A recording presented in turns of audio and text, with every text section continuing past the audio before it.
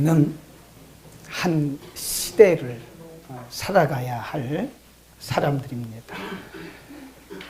우리가 원튼 원치 않든 우리가 살고 있는 이 시대를 우리가 반드시 살아가야 되는데, 우리가 사는 시대는 우리와 신앙이 같은 사람들만 있는 것도 아니고, 우리와 세계관이 같은 사람들만 있는 것도 아니고, 인생관이 같은 사람들만 있는 것도 아닙니다. 어떻게 보면 우리와 신앙이 다르고, 세계관도 다르고, 인생관도 다르고, 문화도 다르고, 가치관도 다른 이런 사람들과 우리가 함께 시대를 살아가야 되는 거죠. 우리들끼리 모여서, 크리스찬들만 모여서 산다면 별 문제는 없을 거예요. 그런데 우리가 사는 시대는 크리스찬보다는 비기독교인들이 훨씬 더 많고요. 우리와는 달라도 너무 다른 그런 가치관, 신앙관, 세계관을 가지고 있기 때문에 사실 우리가 그들과 늘 부딪히면서 전쟁하듯이 살아가는 거죠. 그렇다고 해서 우리가 이 시대를 펄쩍 뛰어넘어서 다른 세계에 살 수 있는 것도 아닙니다. 네, 우리는 반드시 이 시대의 사람들과 함께 살아가면서 이 시대를 이겨내야 됩니다. 시대를 탓할 것이 아니라, 이 시대의 사람들을 탓할 것이 아니라, 우리가 분명히 믿음의 견고한 그리고 성령의 충만함을 받아서 시대를 이겨나가야 된다. 이 베드로 서신이라고 하는 것은요, 사실 베드로 사도가 영적 감동을 받았다 그래요. 주 70년경에 예루살렘이 불타요. 그리고 67년에 사도 바울이 순교를 당합니다. 그리고 1년 뒤에 사도 베드로가 순교를 당해요. 그러니까 지금 이 기록된 시대적 배경을 보면 가장 기독교에 대한 핍박이 가장 강한 그 시대쯤에 지금 영적 감동을 통해서 기독교가 더 큰 핍박을 받겠구나 하는 것을 느꼈다는 거예요, 사도 베드로가. 그래서 베드로 사도가 첫 번째, 두 번째 서신을 쓰게 되는데, 오늘 본문에 보면 로마 정부로부터 핍박과 박해를 받죠. 유대교 지도자들로부터 굉장한 조롱을 받죠.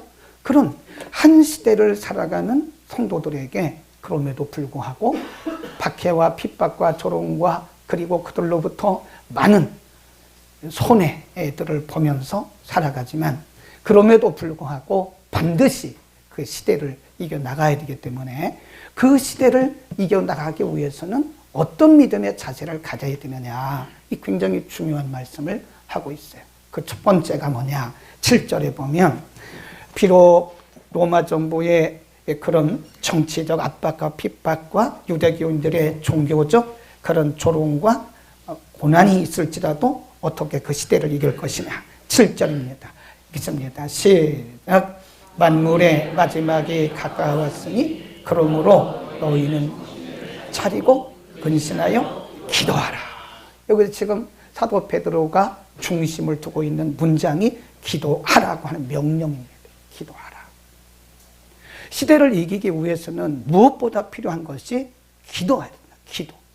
근데 그 기도의 자세가 뭐냐면 정신을 차리고 근신하여 그랬어요.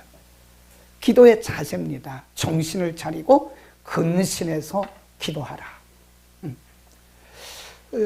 비록 로마 정부의 박해가 있고 유대교인들의 그런 조롱과 미혹이 많을지라도 반드시 그 시대를 이겨나가야 되는데, 그러기 위해서는 첫 번째가 기도해야 된다. 기도 없이는 시대를 이겨나갈 수가 없다는 거죠. 기도하기 위해서는 어떻게 되느냐, 정신을 바짝 차려라. 그리고 근신하라. 이 근신하라, 그 말은요, 술 취하지 않은 상태를 얘기하는 거예요. 술 취하지 않은 상태. 군인이 술에 취해 있으면 경계를 쓸 수가 없잖아요. 시대를 이겨나갈 수가 없잖아요. 그래서 우리가 성경에 보면 근신이라고 하는 단어가 꽤나 나오는데 베드로 사도가 많이 써요. 그 이유는 다음에 우리가 알 수 있습니다. 정신을 차리고 근신해서 기도해라. 그래야 시대를 이겨나갈 수가 있는 것이다. 시대를 이기는 비결은요, 기도입니다. 기도. 그래서 성경에 보면 너희는 쉬지 말고 기도하라. 쉬지 말고 기도하라. 이런 말씀이 굉장히 많이 나옵니다. 이 세상은 영적 전쟁터와 똑같은 거죠. 영적 똑같은 게 아니고 영적 전쟁터입니다. 예. 우리가 살고 있는 이 시대의 사람들은 우리의 가치관, 신앙관, 그리고 그들의 방향성이 우리와 너무 달라요. 그들과 더불어 우리는 살아야 되는 거예요. 어쩌면 가족 안에도 우리와 너무 다른 사람들과 살아야 되고, 여러분의 공동체 안에서, 우리의 공동체 안에, 직장에서, 우리 사회 가운데서 너무 다른 사람들과 우리가 살아야 되는데 영적 전쟁을 하는 거죠. 그 영적 전쟁에서 이기는 비결이 뭐냐? 기도라는 거예요. 기도 없이는 이 영적 전쟁에서 이길 수도 없고 이 시대를 이겨나갈 힘도 우리가 공급받을 수가 없는 것이다. 그런 겁니다. 왜 우리가 정신을 차리고 기도해야 되느냐? 5장 7절 보세요. 5장 7절 그리고 8절까지 읽습니다. 7절 시작. 너희 염려를 다 주께 맡겨버리라. 이는 저가 너희를 권고하심이라. 근신하러 깨어라. 너희 대적 마귀가 우는 사자같이 돌아다니며 삼킬 자를 찾고 있다. 이게 현재 분사형입니다. 끝난 게 아니에요. 너희 대적 마귀가 우는 사자처럼 삼킬 자를 여기저기 다니면서 지금 찾고 있는 거예요. 누구를 무너뜨릴까? 어떤 가정을 무너뜨릴까? 어떤 교회를 무너뜨릴까? 네, 사단의 궁극적인 목적은 한 개인의 신앙을 파괴하는 거예요. 한 개인의 인격을 파괴하는 거예요. 사단의 궁극적인 목적은 가정, 잠잠한 가정을 파괴하는 것이 사단의 궁극적인 목적이고, 교회를 파괴하는, 이 사회를 파괴하는 것이 사단의 목적입니다.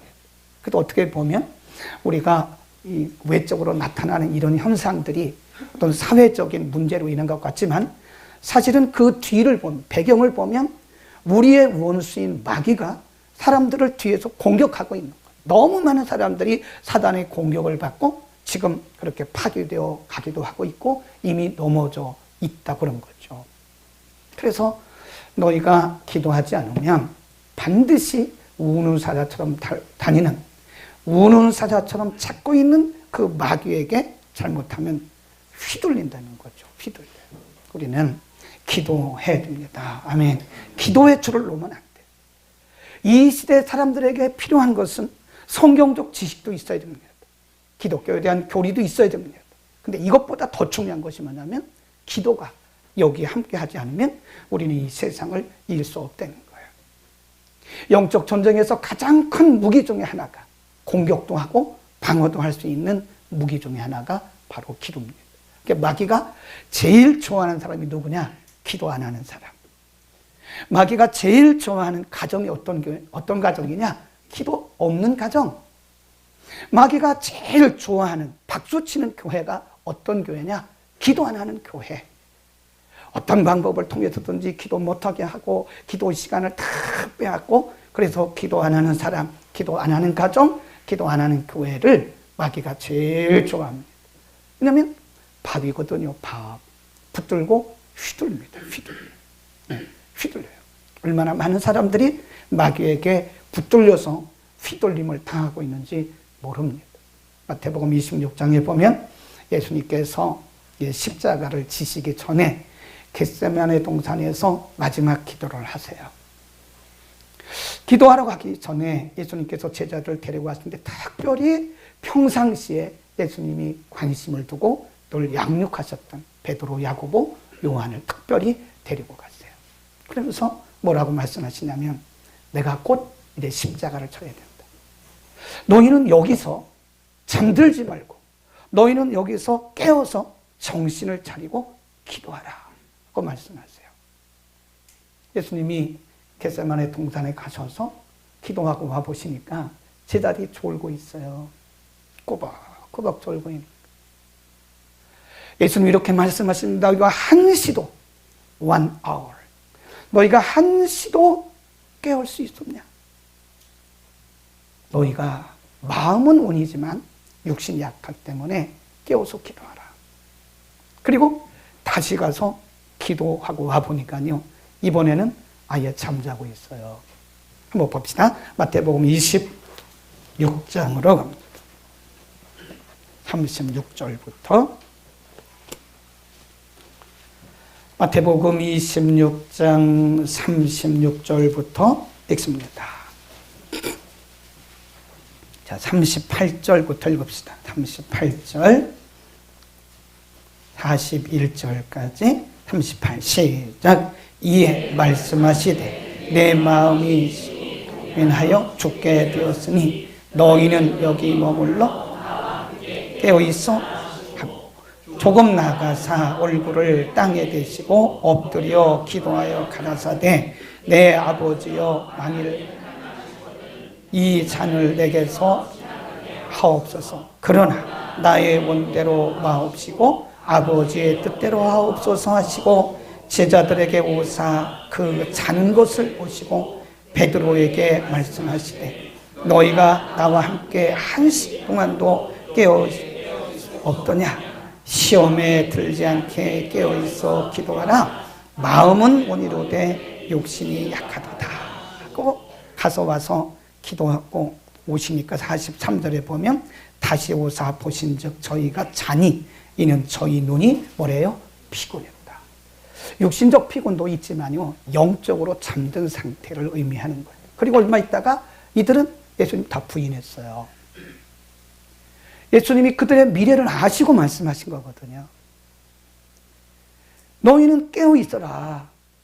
너희 마음은 원이지만 육신이 약하기 때문에 깨어 있어라. 그리고 예수님 기도하고 와보시니까 아예 자고 있잖아요. 그리고 얼마 있다가 예수님 체포되고 그 현장에서 제자들은 예수님을 다 부인한 거예요. 그럼 우리는 깨어 있어야 됩니다. 기도의 줄을 놔서는 안 됩니다. 네, 현대 기독교인들에게 가장 약점이 뭐냐면 기도의 영권이 약하다는 거예요. 기도의 영권. 기도의 줄을 잡고 성경대로 늘 쉬지 말고 기도해야 되는데 기도의 줄을 놓는 순간 우리는 하늘로부터 오는 능력의 공급을 받기가 어렵다는 거죠. 기도는 하늘의 능력을 공급받는 하나의 큰 파이프와 같아요. 그러니까 우리가 큰 파이프를 가지면 많은 것을 공급받잖아요. 작은 파이프를 가지면 많이 공급받지 못해요. 우리는 기도의 불을 다시 붙일 수 있기를 바랍니다. 아니면 우리는 계속 공격당하는 거예요. 여러분의 심령이 공격당하고 가정이 공격당하고 교회들이 공격당하고 우리의 원수 마귀에게 휘둘리면서 살고 있는 거다. 우리는 반드시 기도를 회복해야 됩니다. 아멘. 그 다음에 두 번째로 이렇게 또 말씀합니다.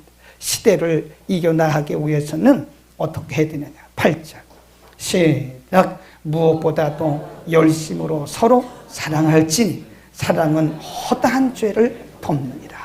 무엇보다도 첫 번째는 시대를 이겨나가기 위해서는 우리가 뜨겁게 쉬지 말고 정신 차리고 깨어서 기도해야 되고, 두 번째는 뜨겁게 사랑하라. 서로란 말이에요. 서로.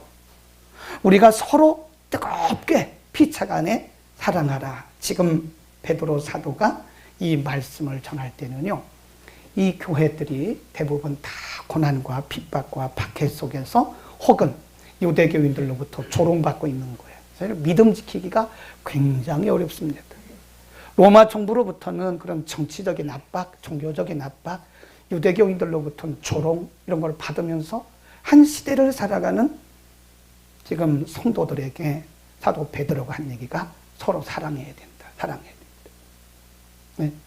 피차간에 뜨겁게 열정적으로 사랑해야 된다. 이 사랑이라고 하는 것은요, 용기를 주는 거죠. 그 뒤에 보면 허다한 죄를 덮어주는 걸 얘기하는 거죠. 어려운 시대를 살아간 너희들끼리 서로 사랑으로 하나가 되라. 뜨겁게 사랑하라는 거예요. 그러면 넉넉히 그 시대를 이겨나갈 수 있다고 하는 겁니다. 네, 사랑이 능력입니다, 여러분. 우리가 이렇게 보면 가족들도요, 가족이 하나가 되면요, 여기에 악한 원수마귀 침범 못합니다. 그런데 남편과 아내가 다 딴 생각을 갖고 살아가요. 부모와 자식들이 다 딴 생각을 가지고, 그러면 틀림없이 우리의 원수 마귀가 그 가정을 공격하고 그 사이를 삐짓고도록 틈새를 들고 와서 가정을 다 분란케 하고 사람과 사람 사이를 분란케 하는 거예요. 이렇게 보면 가정도 이렇게 보면요, 아주 뜨겁게 사랑하고 서로가 하나 된 가정들은 분명히 이겨내요. 그리고 뭔가를 해냅니다. 해내요. 교회도 마찬가지. 교회도 하나가 되고 서로가 사랑하면 못할 일이 없다고 그랬잖아요. 교회는 사랑으로 하나 되면 못할 일이 없습니다. 근데 우리의 원수 마귀는 이거를 깨뜨리는 거예요. 예수님께서 마태복음 24장에서 마지막 시대의 사람들의 심성, 품성에 대해서 말씀했어요. 우리가 특별 새벽 기도 때 품성에 대한 얘기를 많이 했잖아요. 직분자는 품성이 중요합니다. 영성보다 먼저 품성이 돼야 돼요. 품성이 제대로 되지 않으면 영성이 입혀질 수가 없어요. 그래서 디모데전서 3장과 베드로전서 5장에서 직분자들의 품성, 인성에 대해서 그렇게 말씀했던 거예요. 품성이 되었을 때 거기에 영성이 입혀지는 거죠. 영성이 먼저 입혀지고 품성이 안 되었을 때는 굉장히 혼돈된 일들이 많이 일어나게 되고 열매도 많이 없죠. 마지막 때 예수님께서 말씀하신 거예요. 불법이 성함으로 사람들이 뭐가 식어지리라? 사랑이 식어지리라. 부부 간에도 사랑이 식어지고, 부모와 자식 간에도 사랑이 식어지고, 형제 간에도 사랑이 식어지고, 교회 안에서 지체들 간에도 사랑이 식어지고. 네. 마지막 때는 사랑이 식어지면서 사람들의 가슴이 차디찬 거예요. 아주 차가워지는 거예요. 네. 그래서 우리 속에 긍휼한 마음도 잘 들지도 않고 긍휼을 행하고자 하는 그런 마음들도 없는 거예요. 그러니까 사람들의 마음이 돌덩어리가 돼요. 석화, 돌덩어리 석화 현상이 일어나는 거죠. 그래서 성경은 말씀하기를 이 시대를, 너희가 시대를 이겨나가기 위해서는, 이 시대를 이겨나가는 믿음을 갖기 위해서는 사랑을 다시 출발하라. 사랑을 다시 시동을 걸고 너희끼리 뜨겁게 사랑하라. 사랑이 능력인 걸 믿기를 축원합니다. 요한복음 13장에 예수님께서 이렇게 말씀했어요. 새 계명을 너희에게 주노니 너희가 서로 사랑하라. 그리고 뒤에 뭐라고 했냐면 내가 너희를 사랑한 것 같이 너희가 사랑하라. 35절에 너희가 서로 사랑하면 모든 사람이 너희가 내 제자인 줄을 인정할 것이다. 반대로 말하면 제자들에게 하신 말씀이 너희가 서로 사랑하지 않는다면 사람들이 너희를 제자로 인정하지 않을 것이다. 그러면서 예수님 새 계명이라고 말씀하시죠. 내가 너희에게 새 계명을 주노니 너희가 서로 뜨겁게 사랑하라. 내가 너희를 사랑한 것처럼. 예수님의 사랑은 무조건 사랑이잖아요. 예수님이 우리를 사랑하신 것처럼. 가룟 유다가 예수님을 배반할 걸 다 알고 계세요. 근데 성경이 뭐라고 그랬냐면 사랑하시되 끝까지 사랑했다. 곧 이제 눈앞에서 가룟 유다가 예수님을 배반할 걸 다 알고 계시는 거예요. 그런데도 끝까지 가룟 유다를 사랑하셨어요. 제자들의 발을 다 씻겨주셨어요. 내가 너희를 사랑한 것처럼, 내가 너희를 조건 없이 사랑한 것처럼 너희가 서로 사랑하면 모든 사람들이 너희가 내 제자인 줄을 알게 될 것이다. 여러분, 사랑이 능력인 걸 믿기를 바랍니다. 이 사랑을 다시 시동을 걸어야 돼요. 우리가 능력 행하는 것보다 더 중요한 게 사랑이 능력이에요. 사랑이 원자탄보다 세잖아요. 사랑이 원자탄. 그 손양원 목사님의 영화도 있잖아요. 사랑의 원자탄. 응? 그 여수에 가보면요. 거기 기념관이 있어요. 우리 한번 가보자고요. 그런데 가봐야 돼요. 나병 환자들을 섬기는 그 모습을 다 사진으로 찍어놨어요. 원자탄보다 더 강한 사랑. 우리는 다시 사랑을 회복할 수 있기를 바랍니다. 사랑은 이론이 아닙니다. 사랑은 그 무조건적인 사랑은 아가페레. 그리고 형제 간의 사랑은 스톨게레. 이성 간의 사랑은 그건 뭐라 그러죠? 네, 그거래. 그러니까 이론적으로 우리가 사랑에 대해서는 잘 알아요. 아가페, 스톨게, 뭐 필리아, 필레오, 뭐 이런 이론적으로 아는데 실질적으로 우리가 사랑을 실천하지 않으면, 우리가 데살로니가 교회가 정말 능력 있는 교회라고 그랬죠. 근데 왜 그랬다고 그랬죠? 사랑의 수고. 수고란 말은 헌신이라는 뜻이에요. 헌신. 우리가 헌신하지 않고는 그리스도의 사랑을 사실 우리가 열매를 맺을 수가 없는 거죠. 그래서 우리는 뜨겁게 사랑해야 됩니다. 다시 사랑의 온도를 올립시다. 서로 위로하고 용서해주고 붙들어주고 덮어주고 이러면서 우리가 하나 되면 마귀가 여기 들어올 틈이 없어요. 근데 우리가 서로 미워하는 거예요. 미워하고 오해하고 갈등하고 시기하고 질투하면 그게 바로 마귀에게 기회를 주는 겁니다. 사단이 그 기회를 타고 우리가 누군가를 미워하면 그 미움의 기회를 타고 우리 공동체를 파괴하기 위해서 들어오는 거예요. 우리의 가정에 들어온 거예요. 누군가를 오해하고 갈등하면 오해와 갈등을 타고 마귀가 들어와서 우리의 가정 체계를 흔드는 거예요. 우리의 심령 체계를 파괴하는 거예요. 우리 교회의 체계를 파괴하는 거예요. 사랑은 능력입니다. 아멘. 여러분, 우리가 예수 이름으로 나가라 명령하는 것보다 더 큰 능력이 뭔지 아세요? 사랑입니다. 사랑하면요, 마귀들은 왔다가 한 길로 왔다가 7길로 돌아갈 줄 믿습니다. 그러니까 우리가 부부간에도 서로 사랑해, 뜨겁게 연애할 때처럼 사랑하세요. 부모와 자식 간에도 오해, 갈등 이런 걸 다 버리고 하나가 되세요. 교회 안에서도 우리가 서로 천국 가는데 지장이 없으면 다 이해하고 덮어주고 그리고 하나가 돼서 사랑으로 하나가 되면요, 이 교회는요 성령이 폭발합니다. 아멘. 마지막 그 다음 9절입니다. 9절에 보면 시대를 이겨나가기 위해서는 어떻게 되느냐. 9절 시작. 서로 대접하기를 원망 없이 하고 각각 은사를 받은 대로 하나님의 각양 은사를 맡은 선한 청지기 같이 서로 봉사하라. 그리고 9절에 보면 대접하라. 그 다음에 10절에 보면 봉사하라. 이 봉사, 대접이요 같은 말입니다. 그게 뭐냐? 섬겨라, 섬겨라. 시대를 이겨나가기 위해서는 대접받는 거가 아니고 우리가 섬기라는 거예요. 섬기라는 거예요. 네.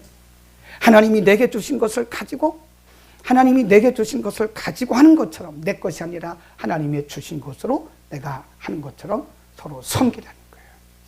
원래 대접이라고 하는 것은요, 나그네를 사랑한다는 그런 두 가지 언어가 합성된 거예요. 나그네를 사랑한다. 지금 생각해 보세요. 지금 베드로 사도가 서신을 기록할 때, 이 편지를 쓸 때 교회들이 다 핍박받고 고난받고 조롱받고 어려움 속에 있었잖아요. 근데 사실은 내 믿음 지키기도 어려운 그런 시점이라고요. 그런데 사도 베드로는 말하기를 거기서 머물지 말고 내가 어렵다고 말하지 말고 한 단계 뛰어넘어서 더 적극적으로 더 어려운 이들, 고난받는 이들, 그리고 핍박의 이들, 나그네들, 고아들, 과부들, 이런 분들을 섬겨봐라. 그걸 뭐라 그러냐? 섬김의 영성. 거기다 써놓으세요. 섬김의 영성이다. 서로 사랑하고 서로 섬기라고 하는 것입니다. 봉사란 말은 섬긴다, 그런 뜻이에요. 디모데전서 3장에 보면요, 마지막 시대 사람들의 품성을 얘기하면서 극단적인 이기주의가 온다는 거예요. 극단적인 이기주의. 극단적인 이기주의가 가정을 피폐하게 만들고 사회를 피폐하게 만들고 교회를 피폐하고 황폐하게 만든다. 가면 갈수록 사람들은 극단적인 이기주의에 빠집니다. 이제 나밖에 모르는 그런 자기 사랑, 자기 사랑에 빠지는 거예요. 근데 성경은 반대로 말하기를 시대는 그렇게 바뀌지만 그러나 우리는 반대로 섬겨보자. 섬김의 영성을 한번 발휘해보자. 그러면 거기에 능력이 나타나는 겁니다. 아멘. 여러분이 방언을 못해도 괜찮아요. 막 귀신을 못 쫓아도 괜찮습니다.